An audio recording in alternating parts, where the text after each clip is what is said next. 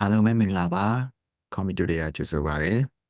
5 4 3 2 1 grounding technique လေးကိုကျွန်တော်တို့စလိုက်ကြရအောင်ပထမဆုံးအနေနဲ့ကိုယ့်ရဲ့ပတ်ဝန်းကျင်မှာရှိတဲ့အရာ၅မျိုးကိုမြင်အောင်ကြည့်ပါကိုယ့်ပတ်ဝန်းကျင်မှာဘာတွေမြင်တွေ့နေရတယ်လဲကိုယ်ခန္ဓာကိုယ်ဖြစ်နိုင်တယ်တိုက်တာပတ်ဝန်းကျင်နဲ့တစ်ပင်ပန်းပန်းနေလည်းဖြစ်နိုင်ပါတယ်ဒါဆိုနောက်တစ်ဆင့်အနေနဲ့ကိုယ်ထိတွေ့ခံတွေ့လို့ရတဲ့အရာလေးခုကိုရှာကြည့်ပါကိုလက်နဲ့ပေါင်နဲ့ထိထားတဲ့နေရာရေဘူးကင်ထားတာစပွဲနဲ့လက်နဲ့ထိနေတာတင်ပန်းနဲ့ထိုင်ကုန်နဲ့ထိနေတာဒါတွေအကုန်လုံးဖြစ်နိုင်ပါတယ်နောက်တစ်ဆင့်အနေနဲ့ကိုကြားနိုင်တဲ့အတန်သုံးခုကိုသတိထားပြီးနားထောင်ကြည့်ပါငှက်တန်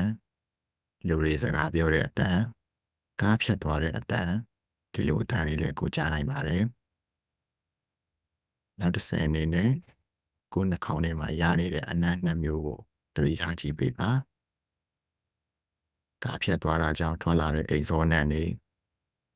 လေတွေကအနံ့တွေဒါတွေဖြစ်နိုင်ပါတယ်နောက်ဆုံးအဆင့်အနေနဲ့ကိုခက်တွင်းမှာကိုရဲ့ပါးစပ်တွင်းမှာရနေတဲ့အရာတစ်ခုကိုအရာခံကြည့်ပါကိုရဲ့တွေးရဖြစ်လာတဲ့အရာစာပြီးသားတစ်ခုကိုကြံနေတဲ့အရာဒါတွေဖြစ်နိုင်ပါတယ်5 4 3 2 1 grounding technique လေးကမဝင်ပြပါပြီဒီ technique လေးကိုစိတ်တည်ငြိမ်တဲ့အထိပြုလုပ်သွားလို့ရပါတယ်ဒီနည်းလမ်းကအရင်ကအကြောင်းတွေကိုတွေးရင်းနဲ့စိတ်ပူနေတဲ့အခါပစ္စုပန်ကိုပြန်ရောက်ခြင်းတဲ့အခါမှာအသုံးပြုလို့ရပါတယ်အားလုံးစိတ်လက်ချမ်းသာကိုယ်ချမ်းသာရှိကြပါစေကျေးဇူးတင်ပါတယ်